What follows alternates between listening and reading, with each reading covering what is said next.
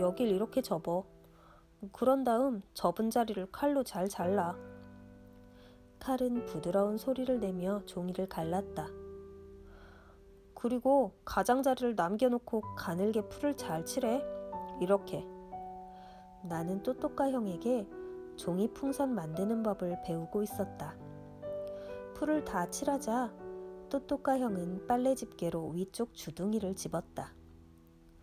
잘 마른 다음에 잎을 만들어야 돼. 알았냐, 이 바보야? 알겠어. 우리는 부엌 문지방에 앉아 종이 풍선이 마르기를 기다렸다. 풍선은 좀처럼 마르지 않았다. 그러자 또또까 형은 마치 선생님이라도 된 것처럼 설명을 늘어놓았다. 여러 조각으로 된 오렌지 모양 풍선은 어려워서 연습을 많이 한 다음에 만들어야 해. 너처럼 초보는 2조각 풍선을 만들어야 돼. 그게 더 쉬워. 형, 내가 혼자 풍선을 만들 테니까 입은 형이 만들어줄래? 너 하는 거 봐서. 형은 흥정을 하고 싶어하는 모양이었다. 아마 내 구슬 아니면 아무도 어떻게 그토록 많아졌는지 모르는 내 그림 딱지들을 탐내고 있는 것 같았다. 너무해, 형. 형 대신에 싸움까지 했는데. 좋아. 처음이니까 이번은 공짜로 해줄게. 그런데 네가 이번에 못 배우면 그 다음엔 국물도 없어. 알았어. 그 순간 나는 풍선 만드는 법을 철저히 배워서 앞으로는 형이 내 풍선에 손도 못 대게 해야겠다고 맹세했다. 그러자 종이 풍선 외에는 다른 생각을 할 수가 없었다. 반드시 내 손으로 만든 풍선이어야 했다. 뽀르투가에게 이 이야기를 하면 그가 얼마나 자랑스러워할까? 내 손에서 흔들리는 풍선을 보면 슈르르까가 얼마나 놀라워할까? 나는 그런 생각에 푹 빠져 양쪽 주머니에 그림 딱지와 구슬을 가득 집어넣고 밖으로 나갔다. 은종이 2장을 사야 했기 때문에 딱지와 구슬을 되도록 싼 값에 팔 작정이었다. 야, 얘들아, 구슬 안 살래? 1도스땅에 구슬 5개 줄게. 가게에서 금방 산 것처럼 새 거야. 그러나 아무도 사려 하지 않았다. 1도스땅에 딱지 10장 줄게. 로따 아줌마네 가게에서도 이렇게 싸게 팔지는 않아. 그래도 사겠다고 하는 사람은 없었다. 아이들은 돈이 하나도 없는 것 같았다. 프로그레스 거리를 누비며 소리쳐보고 까빠네마 남잣거리를 종종거리며 다녀보아도 헛수고였다. 진지냐 할머니 댁에 가볼까?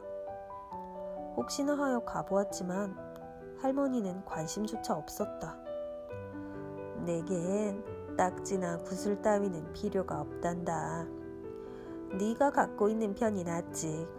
어차피 내일 또 와서 사라고 할 텐데. 할머니도 돈이 없는 것 같았다. 나는 다시 거리로 나와 내 2다리를 내려다보았다. 먼지 때문에 아주 더러워져 있었다. 저물고 있는 해를 쳐다보았다. 바로 그때 기적이 일어났다. 제제, 제제! 비리키뉴가 나를 향해 미친 듯이 달려왔다. 사방으로 널 찾아다녔어. 너 뭐 팔고 있지? 나는 주머니를 흔들어 찰랑하고 구슬 소리를 냈다. 여기 좀 앉자. 우리는 함께 앉았다. 나는 땅바닥에 물건을 펼쳐 보였다. 얼마야? 1도스땅에 구슬은 5개, 딱지는 10장. 비싸다. 귀찮게 굴고 있네. 도둑놈 같으니라고. 남들은 그 돈에 딱지는 5장, 구슬은 3개밖에 안 주는데. 나는 물건들을 도로 주머니에 집어넣으려 했다. 기다려봐. 골라도 돼? 얼마나 가지고 있는데? 300케이스. 200케이스 정도는 쓸 수 있어. 좋아. 그럼 구슬 6개랑 딱지 12장 줄게. 나는 재난과 기아 상점으로 날듯이 달려갔다. 옛날 일을 기억하고 있는 사람은 아무도 없었다. 손님은 오를란도 아저씨뿐이었는데 계산대에서 주인과 잡담을 하고 있었다. 이 상점은 공장의 작업 종료 사이렌이 울리고 사람들이 술을 마시러 나올 때만 겨우 꽉 찼다. 아저씨, 은종이 있어요? 돈은 가져왔냐? 더 이상 네 아버지 앞으로는 외상이 안 된다. 나는 잠자코 동전 2개를 꺼내 보였다. 장미색하고 호박색 뿐이다. 그것밖에 없어요? 연날리는 시기라서 남은 게 별로 없다. 하지만 다를 게 뭐 있니? 무슨 생년이든 다 올라가잖아. 안 그래? 연 만들려는 게 아니에요. 제가 처음으로 종이 풍선을 만들려고 한단 말이에요. 제 첫 번째 풍선은 세상에서 가장 멋지게 만들 거예요. 그러나 시간을 낭비할 새가 없었다. 19프랑코 아저씨 가게까지는 뛰어간다 해도 시간이 너무 많이 걸렸다. 그거라도 주세요. 이제는 사정이 달라졌다. 나는 의자를 탁자 가까이 당겨놓고서 루이스 왕이 잘 볼 수 있도록 글을 그 위에 올려놓았다. 조용히 해야 돼. 알았지? 제재 형은 이제부터 아주 어려운 일을 해야 한단 말이야. 네가 크면 공짜로 가르쳐 줄게. 어느새 날이 어스름해졌다. 우리는 열심히 풍선을 만들었다. 공장에서는 사이렌이 울렸다. 서둘러야 했다. 잔디라 누나가 벌써부터 식탁에 접시를 놓고 있었다. 누나는 다른 식구들에게 방해가 되지 않도록 우리 저녁을 먼저 차려주곤 했다. 제제, 루이스! 누나는 우리가 무른도거리에 나가노는 것도 아닌데 크게 소리를 질렀다. 나는 루이스를 의자에서 내려주며 말했다. 너 먼저 가. 곧 갈 테니까. 형, 빨리 와. 안 그러면... 알았어, 곧 갈게. 저 마녀가 기분이 좋지 않은 것 같았다. 남자친구들 중 하나와 싸운 모양이었다. 거리의 끝집에 사는 친구일까? 아니면 첫 번째 집에 사는 친구일까? 나를 골탕 먹이려는 듯이 풀이 마르면서 자꾸 손가락에 들러붙어 일이 더욱 더디어졌다. 누나의 부르는 소리가 점점 높아졌다. 풍선을 만들기에는 날이 너무 어두워져 있었다. 제제! 맙소사. 이제 볼장 다 봤군. 누나는 화가 잔뜩 나서 쫓아왔다. 내가 네 식모인 줄 알아? 빨리 와서 먹어. 누나는 거실로 들어와 내 귀를 잡아당겼다. 그리고 나를 끌고 가서 식탁에다 밀어붙였다. 나는 기분이 확 상했다. 안 먹어, 안 먹어, 안 먹어. 내 풍선 마저 만들 거야. 나는 그곳을 나와 원래 있던 자리로 돌아왔다. 누나가 맹수로 돌변했다. 누나는 내 쪽으로 오는 대신 탁자로 갔다. 그러자 모든 것이 정말 한낮의 꿈이 되어버리고 말았다. 내가 미처 완성하지 못한 풍선은 갈갈이 찢겨 종이 조각으로 변하고 말았다. 누나는 그러고도 성이 차지 않았는지 내 팔과 다리를 붙잡고 식당 가운데로 나를 집어던졌다. 사람이 말로 하면 좀 들어야지. 그러자 악마가 내 마음속에 되살아났다. 반항심이 태풍처럼 나를 휘감았다. 나는 분을 참지 못하여 한바탕 터뜨렸다. 네가 뭔지 알아? 넌 갈보야. 누나가 내 앞에 얼굴을 바싹 들이댔다. 눈동자가 이글이글 타오르고 있었다. 어디 용기가 있으면 다시 말해봐. 나는 한자 한자 끊어가며 다시 말했다. 갈보! 그러자 누나는 옷장 위에 있던 가죽 장갑을 집어 사정없이 나를 때리기 시작했다. 나는 등을 돌려 손으로 얼굴을 감싸 안았다. 아픔보다는 분노가 더 크고 심했다. 갈보, 갈보야, 갈보 계집애. 누나는 매질을 멈추지 않았고 내 몸은 불덩이 같은 고통에 휩싸였다. 바로 그때 안토니오 형이 들어왔다. 형은 나를 때리다가 지친 누나를 거들었다. 날 죽여라, 살인자! 날 죽이고 감옥에 나가라! 누나는 내가 옷장을 붙들고 쓰러질 때까지 때리고 또 때렸다. 갈보 계집애! 또또까 형이 나를 일으켜 세웠다. 입닥치지 못해 제재? 어떻게 누나한테 그런 욕을 할 수 있어? 저녀는 갈보야. 살인자라고. 갈보 계집애. 그러자 형은 눈, 코, 입을 가리지 않고 내 얼굴에 주먹을 휘두르기 시작했다. 특히 입을 심하게 때렸다. 나를 구해준 것은 요란한 소리를 듣고 달려온 글로리아 누나였다. 누나는 호재나 아주머니네 집에서 이야기를 나누다가 내 비명소리를 듣고서 허겁지겁 달려온 것이었다. 누나는 질풍처럼 방으로 뛰어들었다. 내 얼굴이 피범벅이 된 것을 보고 장난이 아니라는 것을 알아차린 누나는 또또까 형을 옆으로 밀쳐냈다. 그리고 언니라는 사실도 개의치 않고 잔디라 누나까지 떠밀어냈다. 나는 바닥에 쓰러져 눈도 제대로 뜨지 못한 채 숨만 헐떡거리고 있었다. 글로리아 누나는 나를 침대로 데려갔다. 나는 울지 않았다. 대신 이 광경을 보고 겁을 집어먹은 루이스 왕이 안방에 숨어서 엉엉 울고 있었다. 글로리아 누나가 몹시 화가 난 목소리로 욕을 퍼부었다. 너희들 언젠가 이 애를 잡고 말 거야. 두고 봐. 이 인정머리 없는 괴물들 같으니. 누나는 나를 침대에 눕히고 소금물을 담은 대야를 가져왔다. 또또까 형이 슬그머니 침실로 들어왔지만 누나는 그를 내쫓았다. 어서 나가지 못해? 이 비겁한 놈아. 누난 제가 욕하는 걸 못 들어서 그래.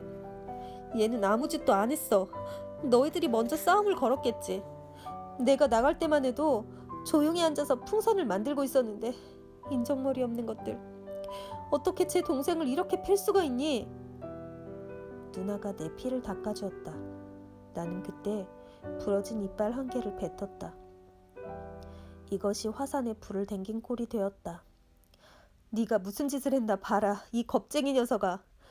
제 싸움에도 겁이 나서 얘를 내보내기나 하고, 이 거지 같은 놈. 9살이나 먹은 게 아직도 침대에다 오줌이나 싸고 아침마다 네 녀석이 서랍 속에 숨겨두는 오줌 싼 바지랑 침대 시트를 사람들에게 다 보여줄까 보다. 누나는 방 밖으로 모두 쫓아내고 문을 잠갔다. 방 안이 캄캄하여 누나는 불을 켰다.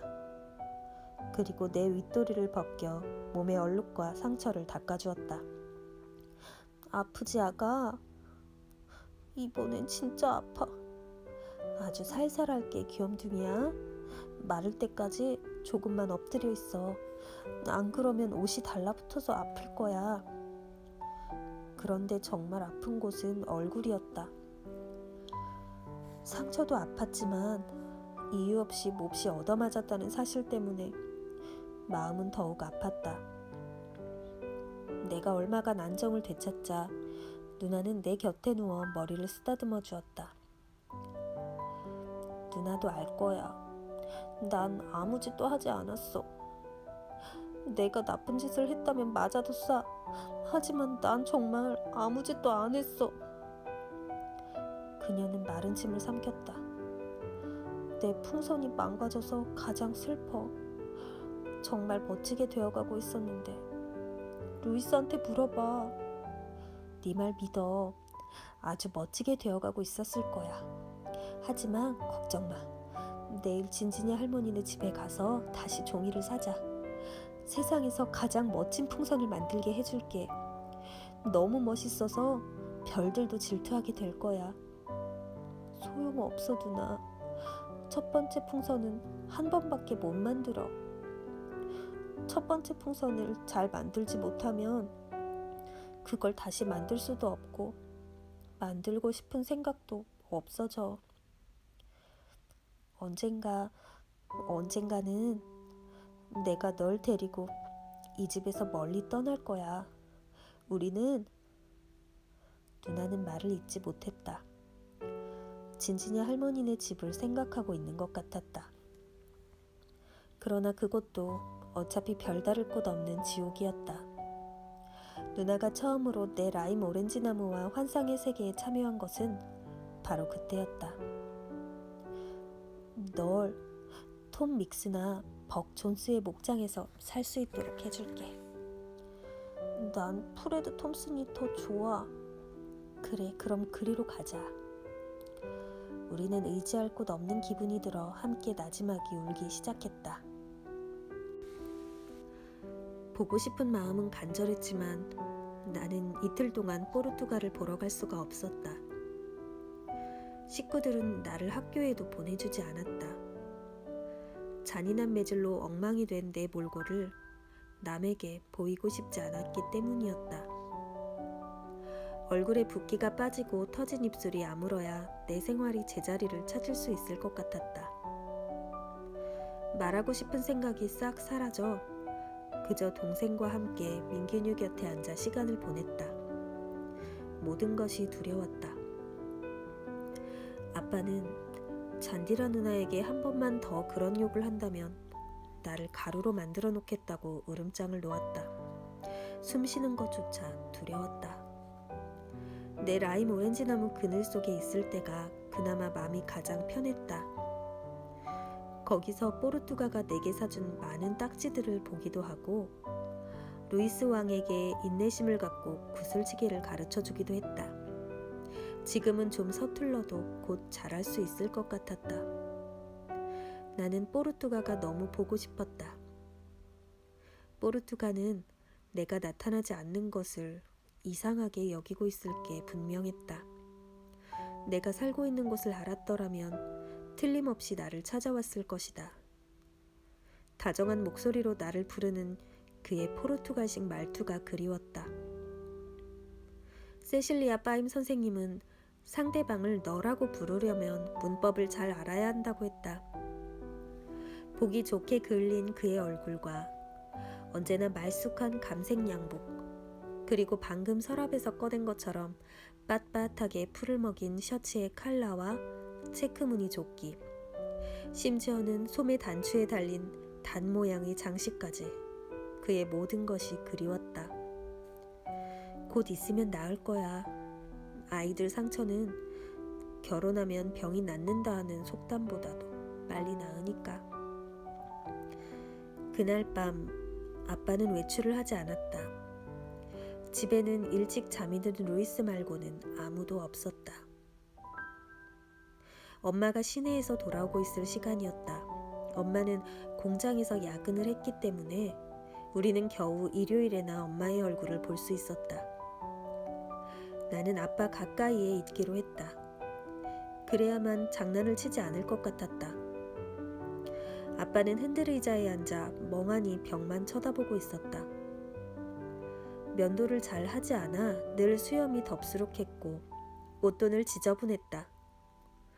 돈이 없어 친구들과 카드놀이 하러도 가지 못한 것 같았다. 불쌍한 아빠. 엄마가 집세를 벌려고 일을 나간다는 사실에 얼마나 마음이 아플까.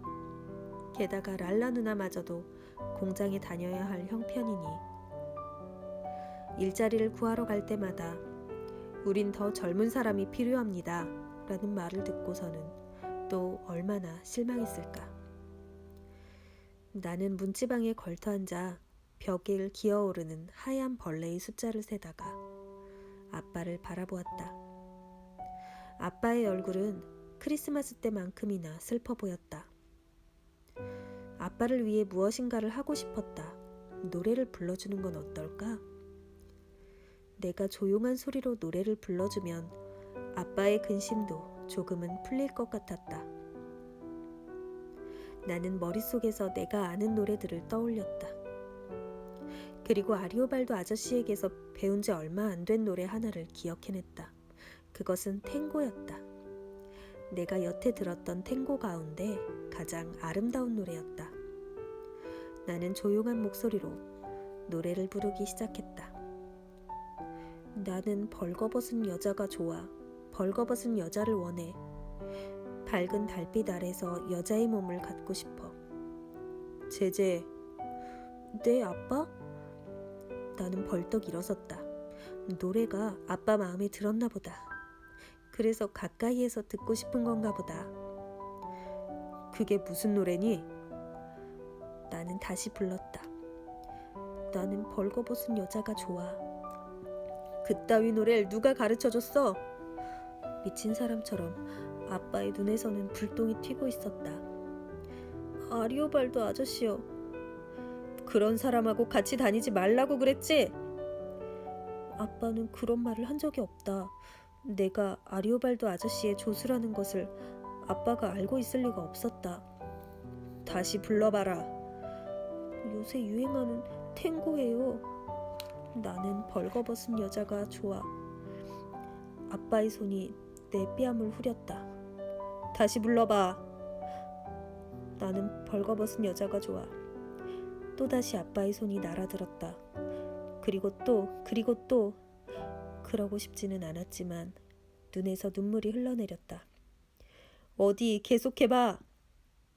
나는 벌거벗은 여자가 좋아. 내 얼굴은 얼얼함으로 거의 감각이 없을 정도였다. 내 눈은 아빠의 손찌검에 따라 떴다 감았다를 반복했다. 나는 노래를 그만두어야 할지, 아빠가 시키는 대로 계속 불러야 할지 분간할 수가 없었다. 그러나 아픔 가운데서도 한 가지 결심을 했다. 이것이 내가 맞는 마지막 매가 되도록 해야겠다는 것이었다. 맞아 죽는 한이 있더라도 이번이 마지막이 되도록 해야겠다고 결심하였다. 아빠가 손을 잠시 거두고 노래를 더 불러보라고 소리쳤지만 난 부르지 않았다. 그 대신 경멸에 찬 목소리로 외쳤다. 살인자, 날 죽여라. 날 죽이고 감옥에 나가라. 아빠는 화가 울컥 치밀었는지 흔들 의자에서 벌떡 일어나 차고 있던 허리띠를 풀었다. 그 허리띠에는 쇠고리가 2개 달려 있었다. 아빠는 미친 듯이 욕을 했다. 개새끼, 쓰레기 같은 놈, 제 애비한테 욕을 해? 허리띠가 끔찍한 힘으로 내 몸을 휘감았다. 허리띠는 마치 1000개의 손가락이 달린 것처럼 내 몸 구석구석을 찾아 때리고 있었다. 나는 벽 한 모퉁이에 고꾸라졌다. 아빠가 나를 죽일 것만 같았다.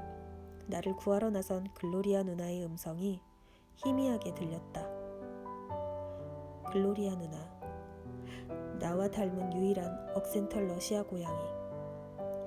아무도 글로리아 누나에겐 감히 손을 대지 못했다. 누나는 아빠의 손을 꽉 부여잡으며 매질을 말렸다. 아빠, 차라리 절 때리시고 얘는 제발 그만 때리세요. 아빠는 식탁 위로 허리띠를 내던졌다. 그리곤 손으로 얼굴을 쓸어 올렸다. 그러더니 나와 자신이 불쌍해서 울음을 터뜨렸다. 내가 정신이 나갔지. 난 얘가 날 놀리는 줄 알았다. 내 말을 일부러 듣지 않는 줄 알았어. 글로리아 누나가 나를 안아 올렸을 때 나는 정신을 잃었다. 다시 정신이 들었을 때는 온몸이 열로 후끈거렸다. 엄마와 글로리아 누나가 내 머리맡에 앉아 나를 다독여 주었다. 거실에는 많은 사람들이 왔다 갔다 하고 있었다. 진진이 할머니까지 와 있는 것 같았다.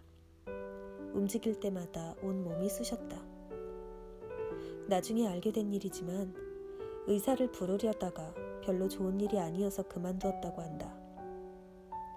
글로리아 누나가 직접 끓인 수프를 가져와 내게 먹이려 했다. 숨도 쉬기 어려웠으니 삼키는 것은 더욱 힘든 일이었다. 계속 졸음이 쏟아졌다. 잠에서 깨어보면 아픔이 조금은 가신 것 같기도 했다.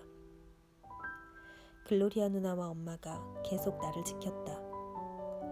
엄마는 내 곁에서 밤을 새우다가 새벽녘이 되어서야 겨우 일 나갈 준비를 하려고 일어섰다. 엄마는 일을 나가야만 했던 것이다. 엄마가 다녀오마 하는 인사를 하러 들어왔을 때 나는 엄마의 목을 꼭 껴안았다. 괜찮을 거야, 아가. 내일이면 다 나을 거야. 엄마, 조용히 입을 열었다. 그리고 어쩌면 내 인생에서 가장 남의 마음을 아프게 했을 말을 꺼냈다. 엄마, 난 태어나지 말았어야 했어요. 내 풍선처럼 됐어야만 했어요. 엄마는 가만히 내 머리를 쓰다듬어 주셨다. 모두들 제 운명을 안고 태어나는 거야. 너도 마찬가지고. 제제, 너는 다만 가끔씩 장난이 좀 심할 뿐이야.